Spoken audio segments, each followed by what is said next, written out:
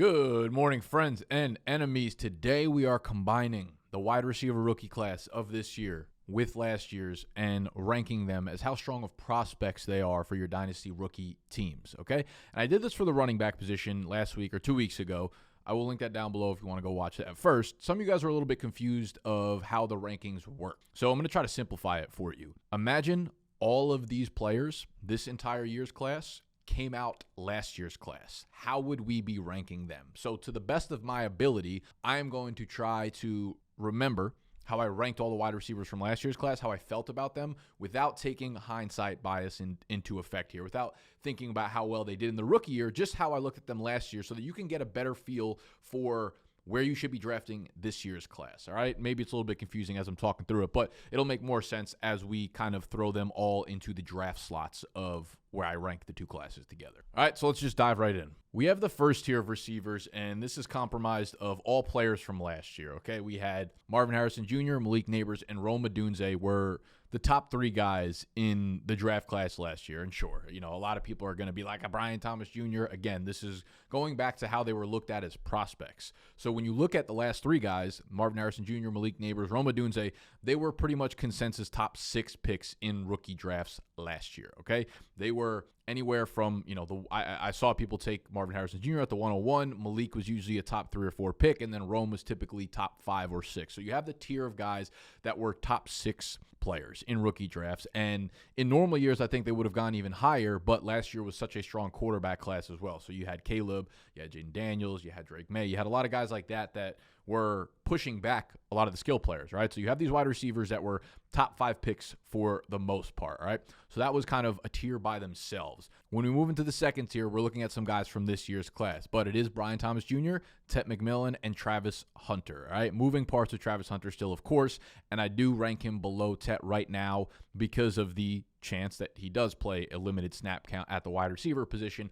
But in terms of where they go in rookie drafts, in terms of how you look at them as a dynasty rookie prospect, these are dudes that typically would be going somewhere from the 107 to the 112, or the 107 to the 110 is probably a more accurate range. And you could say, like, oh, Tet's usually going, the 102, 103, 104. Again, I think that's more a reflection of the class and having a very, very weak quarterback class than it is anything else. Because you put Tet in last year's class, and again, he's going right where Brian Thomas Jr. is going. He's going underneath Marvin Harrison Jr., Malik Nabers, Rome Odunze. You're not looking at him as a prospect that is better than those guys. So I think he falls into that tier where if you have the 107, the 108, the 109, if all these classes are combined, that's where you're looking at him. Travis Hunter is going to fluctuate, but for the most part, I think it would be crazy to let him fall into the second round of rookie drafts, assuming he goes second overall to Cleveland, which is where the betting odds currently sits him at. Moving into the next tier, we've got a swab of guys here, right? We've got 6 players, starting with Matthew Golden at 7, Emeka Egbuka, Adonai Mitchell, Ladd McConkey, Luther Burden III, and Keon Coleman. So again, this is looking back at last year's class. This is not re-ranking them right now. Obviously, Ladd McConkey would shoot up the draft board. Brian Thomas Jr. would be above Rome Odunze. This is looking at where they were drafted last year and where those guys this year would go in last year's draft class. So you're looking at this big swab of players, basically, that are capable of going usually from like the 109 to the 202 area. You're looking at that back end first, early second round, where it's a mixture of upside, a mixture of safety. A lot of these receivers typically end up going at the end of the first round in the NFL draft, or, a top 40, 45 pick in the NFL draft, which gives them really, really solid draft capital.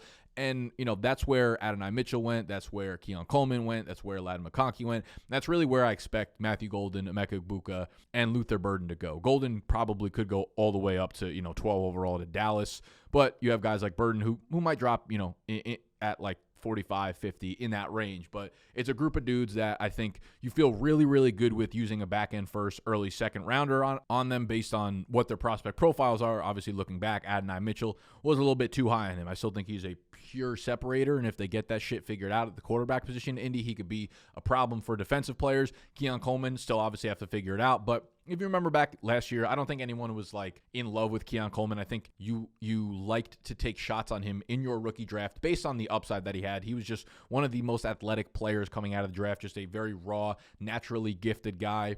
Goes to Buffalo, so we'll see if he ends up kind of like securing that wide receiver 1 role there, but not a phenomenal rookie year. The next group of dudes, you got Trey Harris at 13, Jaden Higgins at 14, Xavier Worthy at 15, and Ricky Pearsall at 16. Again, this is from a pure prospect standpoint. I think last year, if you look at where these guys were drafted, Worthy could definitely be argued up in that tier above them. I'm kind of trying to overlap where I had him and where the consensus had him. So for me, he was a dude that, like, I had a draft where I was deciding between Ladd and Xavier Worthy at the 2-1. I went with Ladd, thank God, but Worthy would have been fine there. So when I'm thinking about this group of players, I think you have a ton of upside. I think you have good route running ability. I think you have players that could end up just settling in as a wide receiver 2 for the team, but possibly have the upside of becoming the wide receiver 1 for their team, where, you know, I think that range of outcomes is a little bit wider compared to the tier above them, where it's like if things break right for the tier above them, they are almost for sure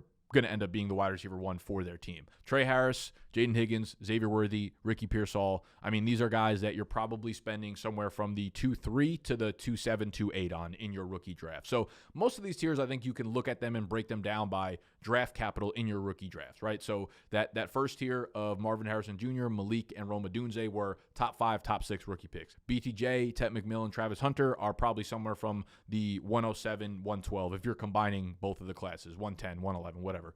The next tier of Golden, Igbuka, Adonai Mitchell, Ladd McConkey, Luther Burden, Keon Coleman are probably anywhere from the 109, maybe 108 if something crazy happens in the draft, to the 201, possibly the 202, which leads into the next tier of Trey Harris, Jaden Higgins, Xavier Worthy, Ricky Pearsall in the 202, 203 to 206, 207, 208 range. Leading into that back end of the second round, we have Isaiah Bond, 17th overall from Texas, Jalen Noel, 18th overall from Iowa State. You got Xavier Legette, South Carolina, and Jalen Polk at 20 out of Washington. All right. And again, looking back at last year, Jalen Polk was a pretty highly prized player in rookie draft, second-round draft capital, all that kind of stuff. Xavier Legette, first-round draft capital. But these guys obviously did not come without risks in their profile. And I think that's the same with Isaiah Bond. We don't know if he's a real well-rounded wide receiver as much as he is like an explosive weapon for a team. Jalen Noel, was never really the alpha at Iowa State with Jaden Higgins there, but he's quickly rising up my ranks, and I think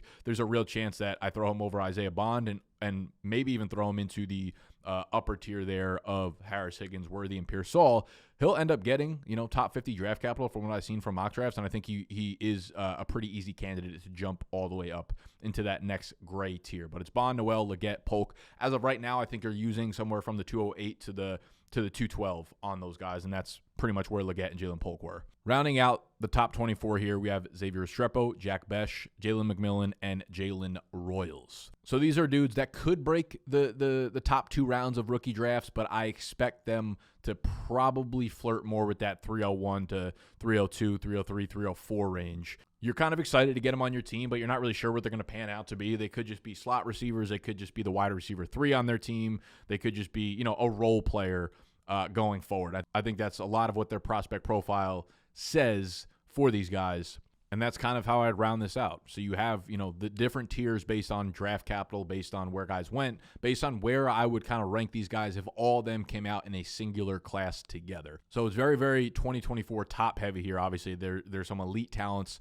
all the way up there at the top of the rankings, but things kind of even out by the end of it. Like 2025 has a lot of high-end wide receiver 2s, low-end wide receiver 1s, some decent wide receiver 3s there, which is the case for most draft classes. But top-end last year was the time to get it on the wide receiver position, as this year is the time to get it on the running back position. So we did something similar again to the running back position, where extremely top-heavy for this year's class. If you want to go watch that video, we will put it right here. We will link it in the show notes as well, so go check that out.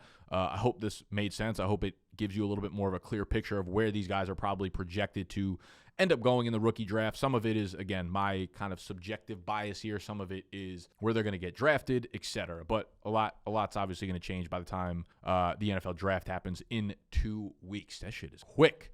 All right, well, I'll see you when I see you. Subscribe to the channel if you're new.